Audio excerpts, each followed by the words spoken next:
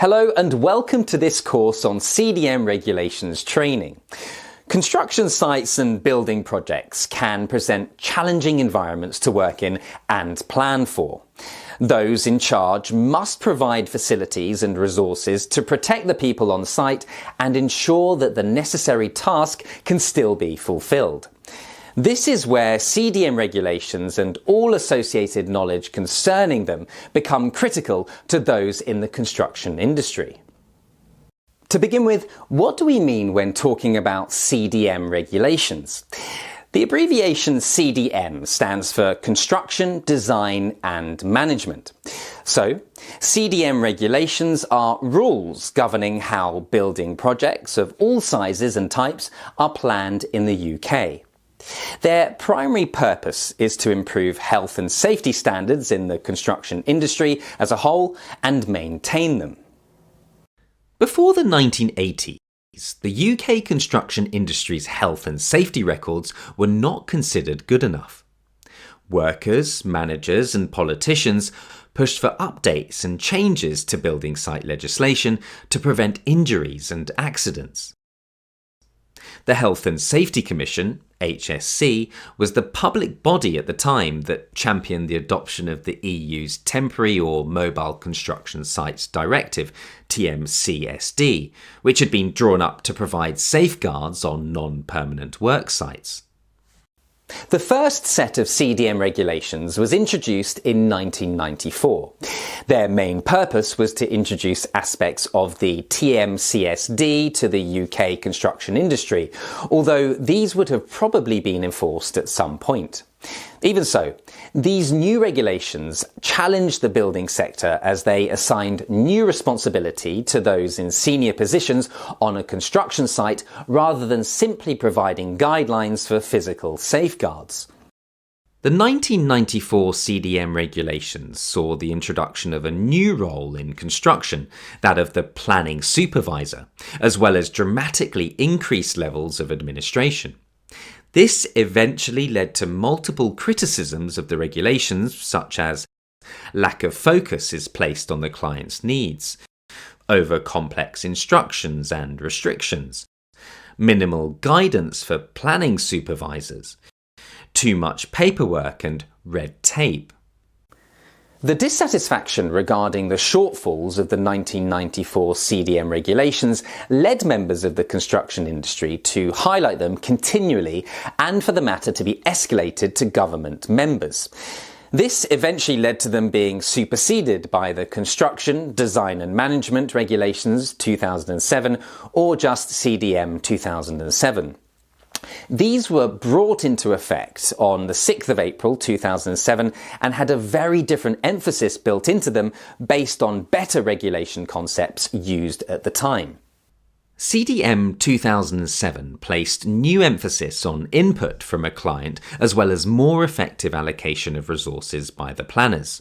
The regulations encouraged this by making it clear what was expected of duty holders, enabling flexibility with contractual arrangements, emphasising the need to plan rather than just see the administration as a chore, underlining the need to communicate and coordinate teams, simplifying how duty holders assess competencies and progress. Even with these changes, it was still felt that more improvements could be made to CDM 2007. Whilst it was recognised that it was a vast improvement on CDM 1994 and that it was generally fit for purpose, industry experts warned that it remained open to interpretation and could lead to some confusion. These concerns led to a further review being held in 2012. In its conclusion, the following considerations were raised and discussed further. CDM 2007 had not reduced administration and paperwork as much as had been hoped. Approaches that the industry was taking toward competency assessments were inefficient and caused needless additional work. Activities during pre-construction phases were not coordinated well and often caused problems during later stages. Around this time, a UK government initiative called the Red Tape Challenge was launched to check the effectiveness of existing regulations. In 2013, the UK government was also attempting to improve the national status of the construction industry with a more enlightened and flexible approach. These programmes, along with ongoing health and safety reviews, prompted the next stage of evolution for the CDM regulation. The updates applied to CDM regulations were designed to incorporate a government strategy driven by a series of reviews and industry input. The primary results expected from this approach were improved coordination between planners and workers, better value for money for the client, improved efficiency and procurement of resources, better use of technology and industry initiatives. The Construction Design and Management Regulations 2015 came into force on 6th of April 2015, superseding CDM 2007.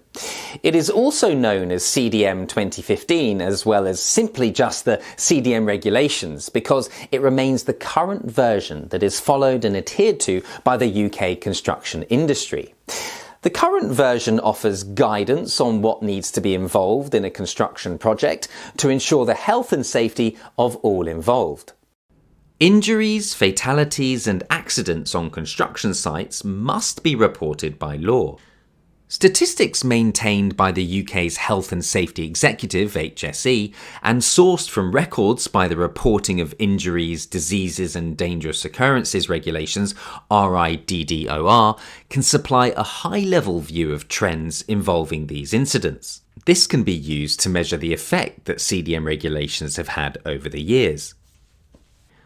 Although workplace injuries and fatalities still occur on construction sites, they have decreased dramatically since the first set of CDM regulations was introduced in 1994.